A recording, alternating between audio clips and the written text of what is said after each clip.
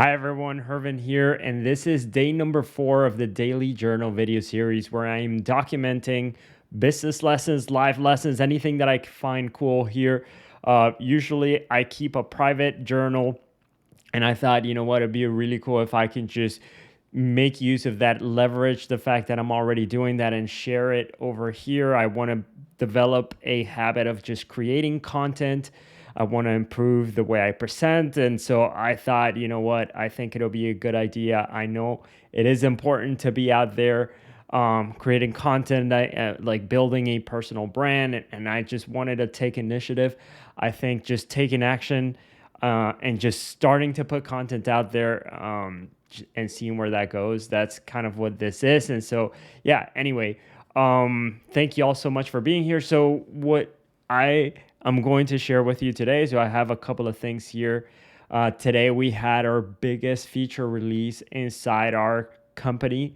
So we own this company called Get More Students, where we help dance studio owners with increasing enrollment, saving time, reducing workload. We're essentially a marketing agency um, where we help dance studio owners with setting up their advertising and make sure that they are getting success. And so today we release one of the biggest features in our program, and it was super cool. We had a lot of people attend. We had like almost 100 people attend a live call over Zoom. I was a little bit nervous at the beginning, just trying to present.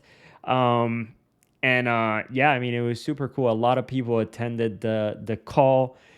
And so the reason we did this, it's because we are always trying to figure out ways to provide more value to our clients. We're trying to figure out ways to make their experience a lot easier, make it so that they have to put in less effort to be successful, and so on. And so anyway, one of the feature releases that we did is um, we are giving them the power to use AI to we created a chatbot that is able to answer their messages. So our clients, when they sign up with us, they get access to our software, to our platform, where they're going to be able to message back and forth with anybody who's interested in their classes. So because we help dance studios, um, and so with this new addition, with it's going to be an AI robot that responds to new inquiries, and it sounds like a human. You can train it. It's amazing. It's using the power of ChatGPT. And so like two weeks ago or a month ago or something like that, I got approved for the API for the beta release of ChatGPT 4. Watch a couple of YouTubes on how to do that. Use ChatGPT to craft a response to the application to apply to the beta, and got in. And because of that, and because a couple of different ways of different things on the back end that we've done, we've been able to now create a chatbot that answers our clients. Anyway, we made a huge announcement that we've been pushing for the past like 15 days to try and get all of our clients in this one call and get everybody excited. And we hadn't released what that feature was. I talked about it in yesterday's video. So it's an AI bot that answers their question. It's really cool. I've never seen anybody do this.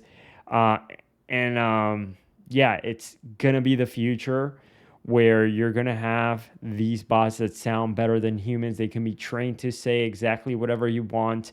You can give them all your business knowledge, or all the things, all the information about your business, and it can answer questions for you and so on. And so it's really cool. Created it for our clients, and now we just released it today. Um, and so yeah, that was super awesome. It was again nerve wracking as I went on that Zoom call. And so that's one of the things that we did. The the other thing that I wanted to talk about is this idea of Well, a couple of things. So number one is having employees that have different opinions and are willing to speak up. So one of our employees is consistently like whenever whenever I bring him up, bring an idea to him, he's always able to give me a different point of view. And the cool thing is that he's not, he won't hold back his opinions. He's just sharing whatever he thinks, which is amazing.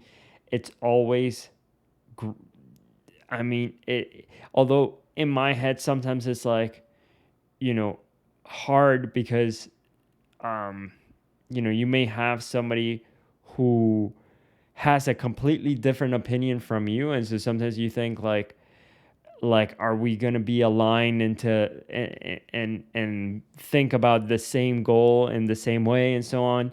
But what I really like about it is the fact that I definitely, just like everybody, I have blind spots in the way I think, and always having somebody there who's not afraid. So I have the privilege of working with one of my partner who's also my girlfriend, and she is never shy to tell me whenever she thinks about things differently.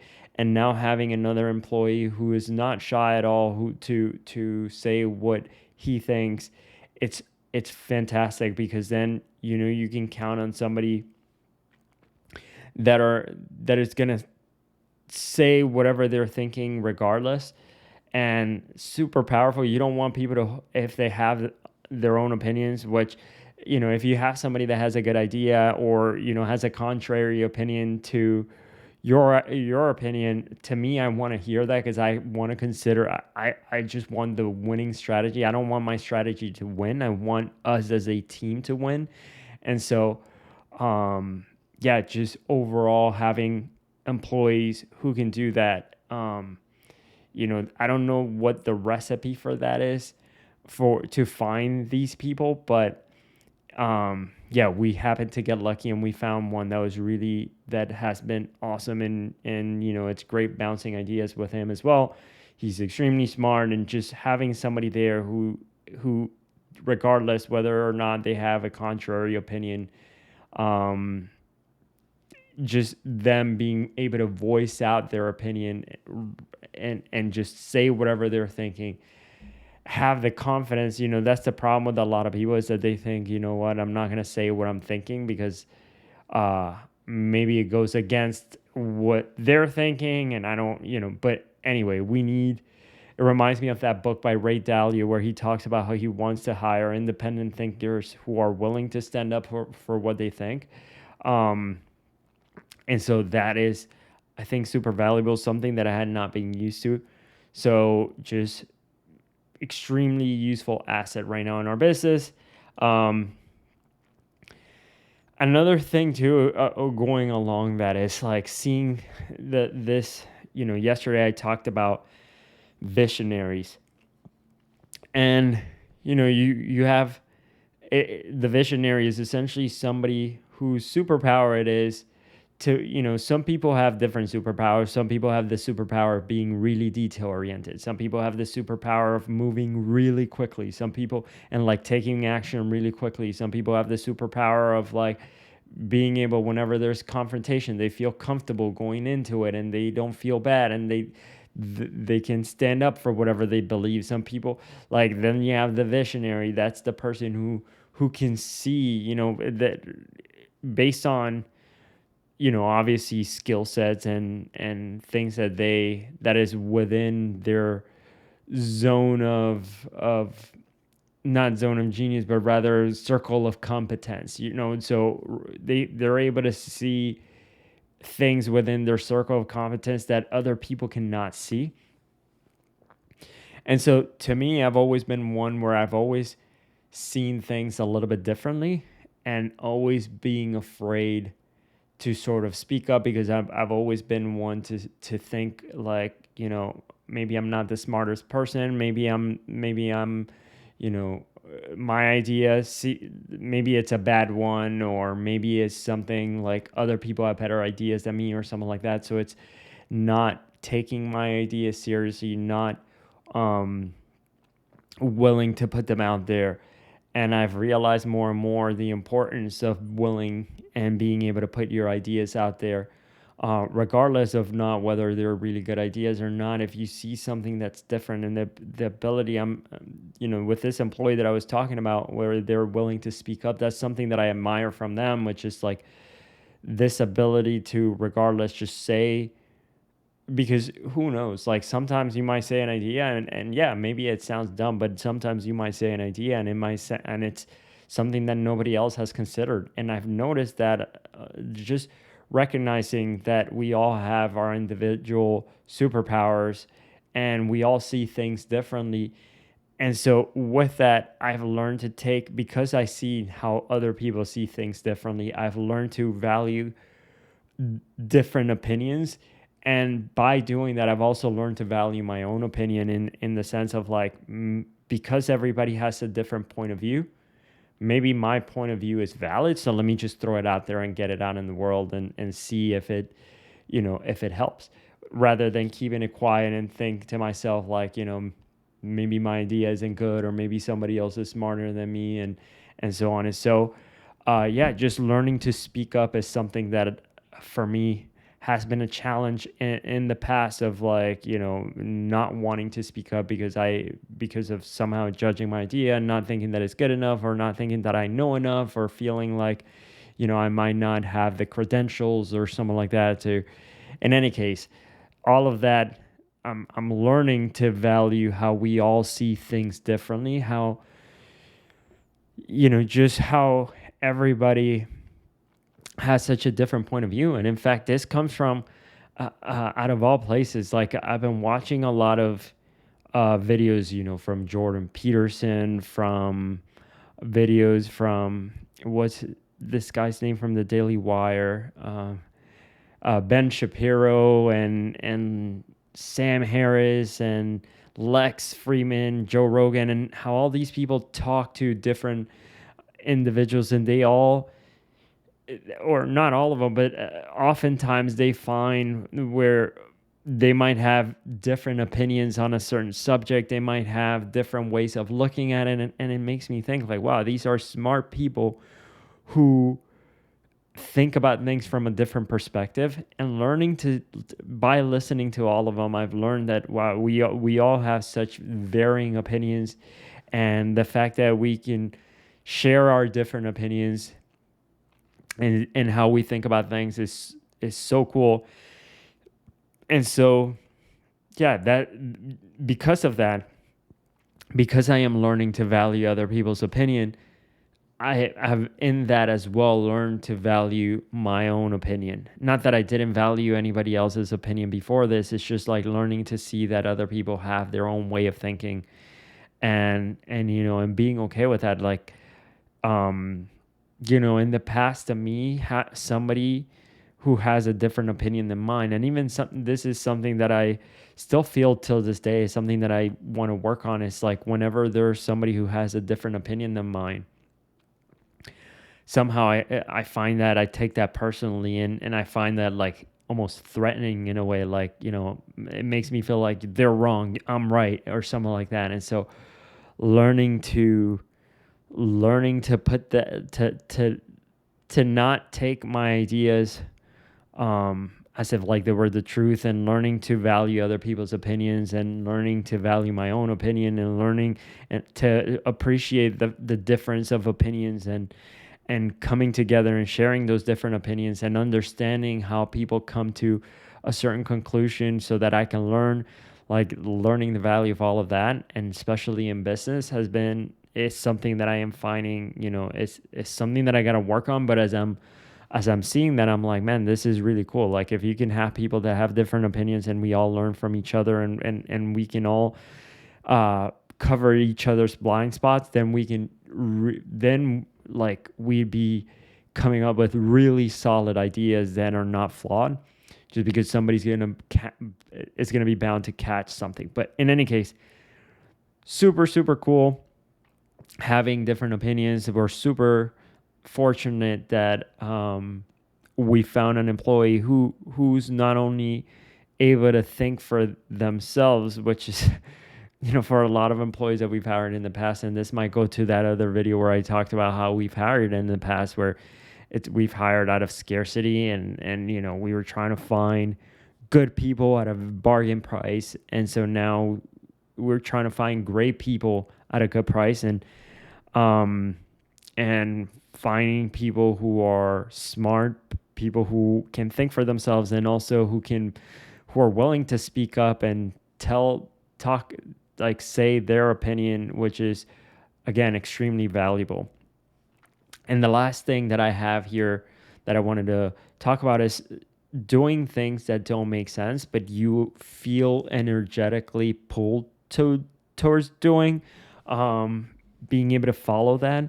So, just recently, for whatever reason, I I read this book, or I'm in the middle of reading this book by Rick Rubin called The Creative Act.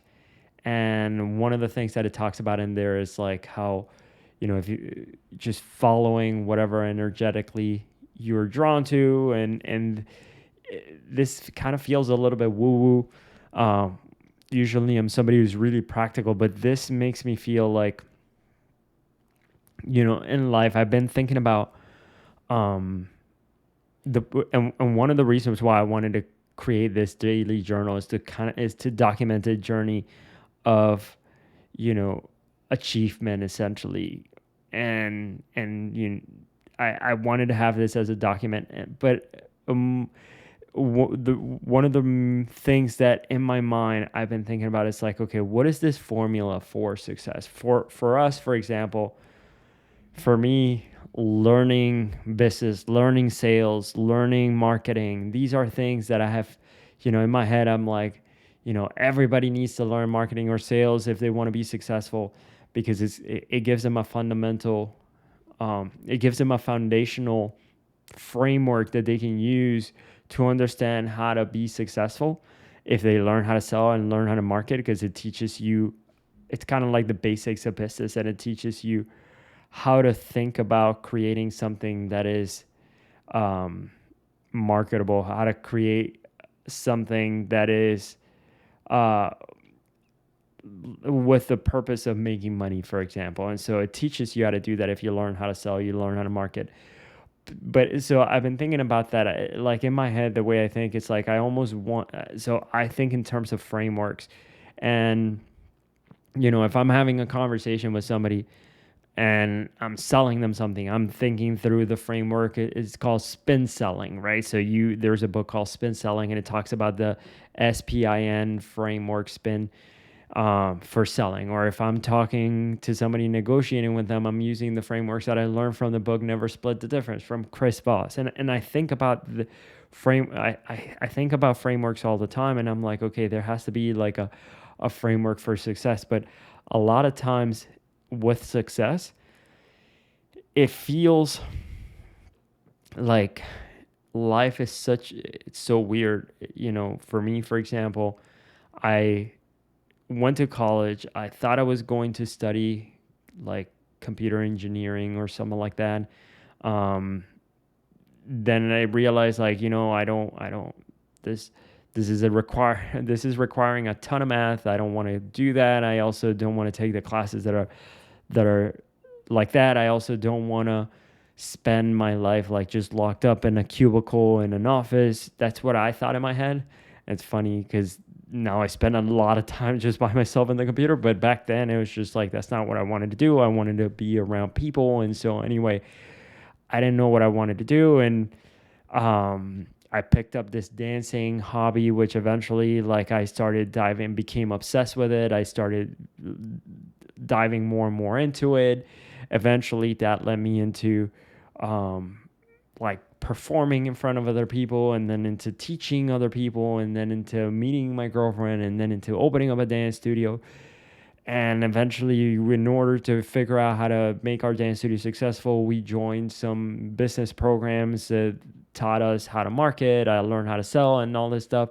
And it was like looking back, like all of the dominoes aligned, but like it was like you would never know that this is where it would end, or that I'd be here, because, and that we would have a company that's now thankfully doing well, that is marketing related.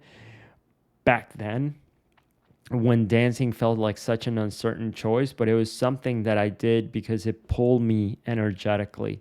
It's something that I did because although it seemed like it didn't make sense, so going back to this idea of like doing things that don't make sense, that was something that didn't make sense. Like, I read this book, How Much Can a Dance Instructor Make? And it was like at most, it was, I don't know, 13,000, 30,000. I can't remember, like at the best, like 30,000 or something like that. So I thought to myself, like, man, I'm going to be doomed to be broke my whole entire life. Uh, when I became a dance instructor, I did it, I felt energetically pulled to it. So I just went for it. But it felt like I didn't have a choice. Like I did it because I wanted to. I didn't even feel like I had the willpower or something to not do it. But so it almost felt like I didn't even have free will to do something else. But like it was, I did something that was crazy. Like it didn't even make sense. I didn't have, when I became a dance instructor, I didn't know how I was going to get students. I didn't have a student base. I didn't have a way to attract new students. And so I just jumped into it. And I mean, luckily things ended up working out, but like, um, yeah, just like success doesn't, it isn't something like I carefully crafted. Like first I'm going to spend 3 years of dancing. Then after this, I'm going to become a performer. And then like after so many years of performing and dancing, and then I'm going to become a teacher and I'm going to do that for so like, it wasn't calculated in that way. It was always following the thing that I was the most energetically attracted to. And so, anyway, I've been thinking a lot about that, and that's something that I'll keep talking about because there's something, it almost feels like the recipe for success is following, and at least maybe not success financially, but success. Uh, I mean, financially, yes, but also, and if that's what you care about, but also like fulfillment as well. So finding things that you are energetically drawn to. I heard Tim Ferriss say this in a podcast just recently, um, where he was talking to, I forget his first name. It's a Bill Burley or something like this, that investor, the legendary investor. And so was, he was getting interviewed and he talked about how so many times in his life he's followed, um, kind of like this energetic pool, and following things that may seemingly not be related or a complete left turn to what he's doing. So he's talking about right now how he's into, writing fiction and illustration and things like that. But yeah, he's done things that might have been considered wild or career moves that weren't smart. Same thing with like Naval Ravikant when he transitioned from creating business content into talking about happiness and things like that. So these are energetic pools that I think are very, I don't know, maybe your body intuitively knows what you should be doing next, or maybe it's the universe, or who knows. But in any case, following that is something that I've been thinking a lot about, and just, I'm somebody who's very logical, but it almost feels like the most important decisions in my life have been made intuitively, and they've thankfully worked out. And so it almost feels like, do you ever feel excited for a particular reason? In any case, who knows? But I have found that to almost be a strategy that you can count on. Is just follow whatever it is that you are attracted to. So this is doing this thing that I'm doing right now with these YouTube videos. I don't know where this is going to end. I don't know if there's any value to this. All I know is this is what I'm drawn to. It doesn't even make any sense. I'm coming over here unprepared, without a plan, just talking out of the top of my head, treating this as a random journal, how I would. This is how I write in my journal. I just write whatever comes to mind. I just want to document where I'm at. And so anyway, yeah, thank you all so much for listening. And if you want to keep following along in the daily journal, make sure that you subscribe to the channel, and I'll see you all in the next video. Thank you all so much for watching. You have a great night. Right now it's 11:02 p.m. I'm about to go to sleep soon.